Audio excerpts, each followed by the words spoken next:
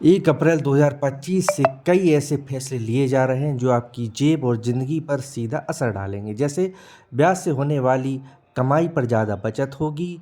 वरिष्ठ नागरिकों के लिए सीमा 50,000 से बढ़कर 1 लाख रुपए हुई। सामान्य नागरिकों के लिए सीमा 40,000 से बढ़कर 50,000 हुई। RD FD पर 50,000 तक की ब्याज की यहाँ पर कोई टैक्स नहीं। अगला, मकान किराए पर 6 लाख तक राहत। किराए से कमाई के लिए TDS कटौती की सीमा बढ़ी। 2,40,000 से बढ़ाकर 6 लाख सालाना किया गया। 50,000 महीने तक के किराए पर TDS नहीं लगेगा। 6 लाख से ज़्यादा का किराया होने पर ही TDS देना होगा। अगला फैसला, पैसा विदेश भेजने पर टैक्स।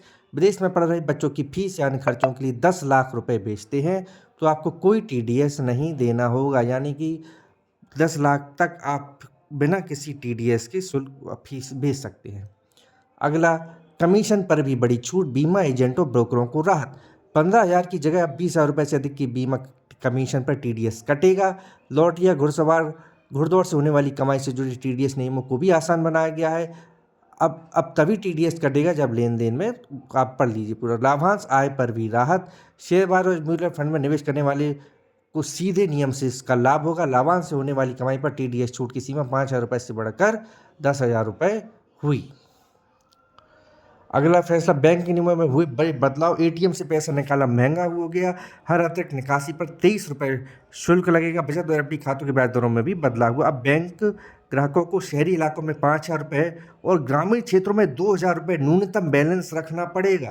क्रेडिट कार्ड पर रिवार्ड पॉइंट्स घटाने का ऐलान।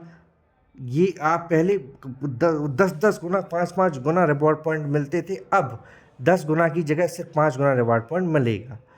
पहले क्या था, SBI प्लेटिनम पे 100 रुपये खरीदने पर 15, 5 मिलेंगे। GST से जुड़ा यह नियम लागू हो गया। 10 करोड़ रुपए से अधिक और 100 करोड़ रुपए तक के सालाना कारोबार वाले व्यवसायियों को इनवॉइस जारी होने की तारीख से 30 दिनों के भीतर इनवॉइस पंजीकरण पोर्टल पर अपलोड करना होगा।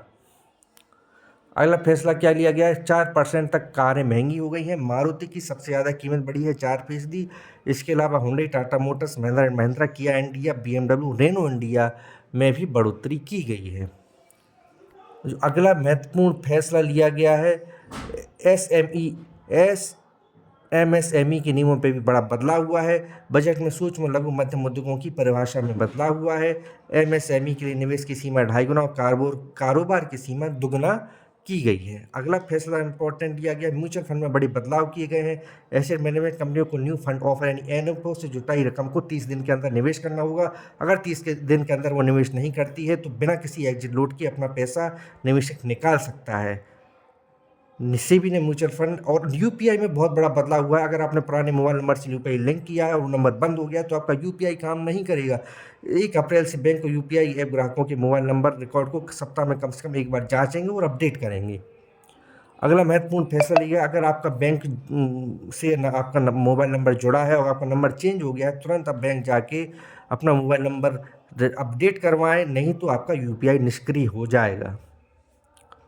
ये फैसला धोखाधड़ी रोकने को, बंद करने को किया गया है। अगला फैसला, ग्रेटर नोएडा में पानी 10% महंगा होगा। आवासीय भूखंडों में 190 से 2,199 और ग्रुप हाउसिंग में बिल्डर भूखंडों में 8,250 से 1,83,000 रुपये प्रतिमाह देना होगा बिल। अगला जो टोल टैक्स था उसमें भी बढ़ोतरी की गई है। 175 रुपये देने होंगे कार, जीप, वैन के लिए, दोनों ओर के 260 लगेंगे और 5,795 में मासिक पास बनेगा। इसके लिए आप देख लग सकते हैं।